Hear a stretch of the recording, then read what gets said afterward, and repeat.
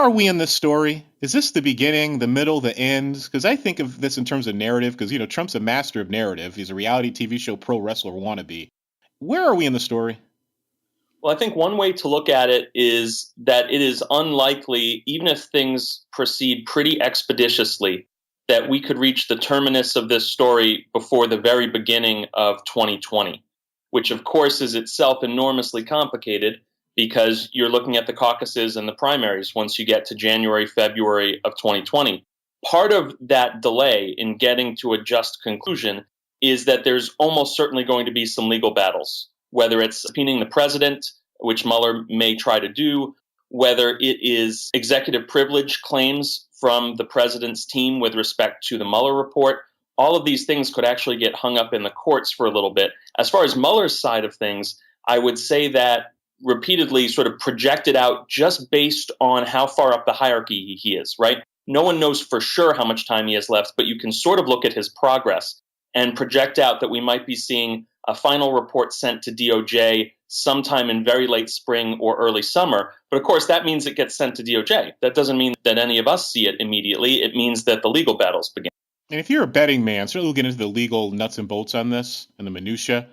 Does Whitaker sit on this at Trump's demand? Because that's why he was put in there. The angle here, too, that's so important is this is the most obvious criminal conspiracy that one can imagine. As I said, you couldn't make it up. This is based on the public behavior. These folks are acting like they're guilty.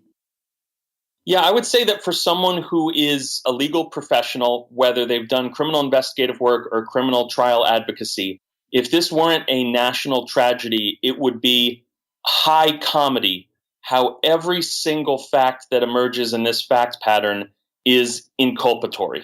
There is virtually no sign anywhere of exculpatory evidence. And yet, because the ultimate target of the investigation, Donald Trump, is the president of the United States, everyone is actually bending over backwards to treat Trump better than any criminal defendant would ever be treated in our country, which is why it's so humorous to see people complaining about his treatment in the media or his treatment by prosecutors, because I have never in my career as a legal professional seen someone treated with actually kid gloves the way that Donald Trump is and his top aides have been. I mean, they've been called to testify before Congress, but not under oath, and they can choose which questions they want to answer. And you have Steve Bannon and Corey Lewandowski making claims of executive privilege that are laugh out loud funny before the Congress, and there's no consequence whatsoever. So every day I am in equal parts bemused and deeply aggrieved for our country in watching what goes on. I have friends I grew up with and acquaintances who are in prison for nonsense, little things. Right. And they couldn't afford a good attorney, and they're still in jail. And I'm watching this, and I think the other important angle in this story, and Matt Taibbi's done some great work on this, is just criminal corruption among the corporate class, among the plutocrats, the sense that they are above the law. And you look at from the emoluments to all the violations of ethical standards, never mind all the folks who are getting paid within Trump's White House and this administration. For me, that's the huge story. Yes, we talk about Trump as a fascist or not. We can talk about authoritarianism. This is laying obvious and naked that we have a criminal class in this country. And these are the criminal class are these very, very rich people who have one standard of law for themselves and another for everybody else.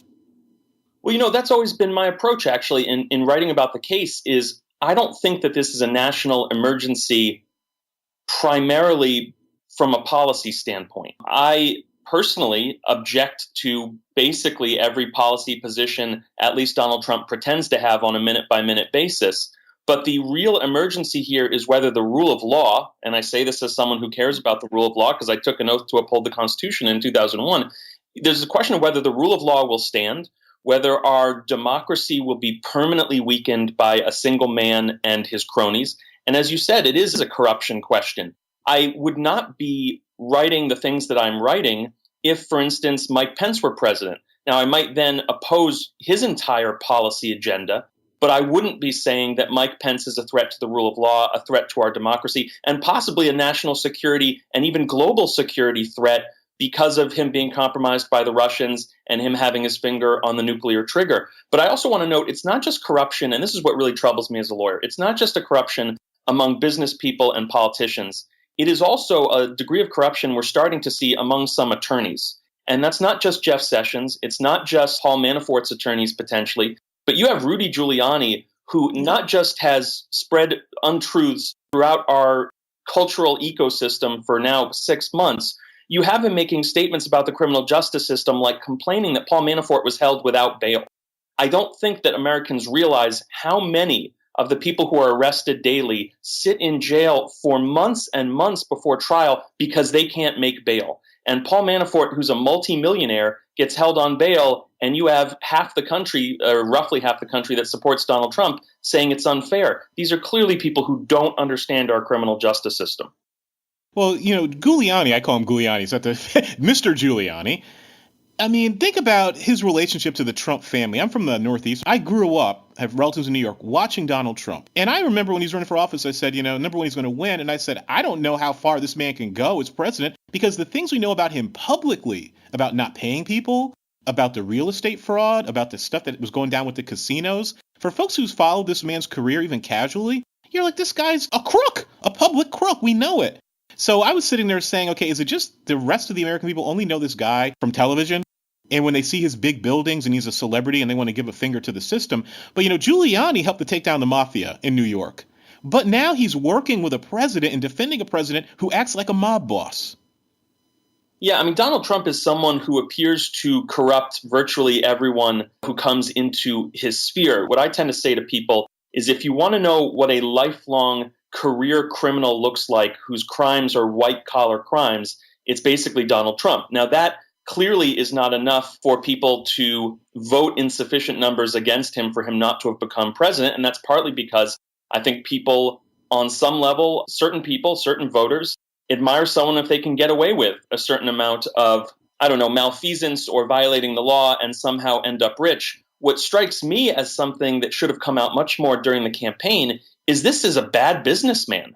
He's declared bankruptcy multiple times. He was gifted $432 million in 2018 dollars by his father, plus some over the years in addition to that. And all he managed to do was increase it marginally over a 30-year period, largely through, as you said, fraud and being a crook. And so there's nothing in his business record, even putting aside the corruption, even putting aside the fraud, that would suggest he could run a country. And I mean, that gets to, as you said, sort of the presentation of himself as this successful billionaire businessman, widely cited piece by, folks who are financiers and the like, who looked at his money and said if he just kept the money in the stock market that he was given, he'd have more money than he does now.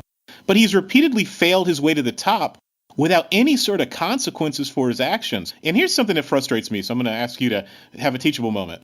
For folks who followed this so closely, who follow politics closely, much of this is not a surprise. We're just watching the dominoes fall. But you have most Americans are not interested in politics. They're distracted. They're busy. They don't have the time to get into the details of what's going on with Trump and Russia, because it is complicated. But I mean, the broad strokes are pretty obvious. How would you explain the average layperson at a restaurant, a bar, a bowling alley, a neighbor maybe, I don't know, why this last week is so important? A simple way to explain it is to say that based upon Michael Cohen's plea to a single criminal information of false statements to Congress this week, for which he faces up to 5 years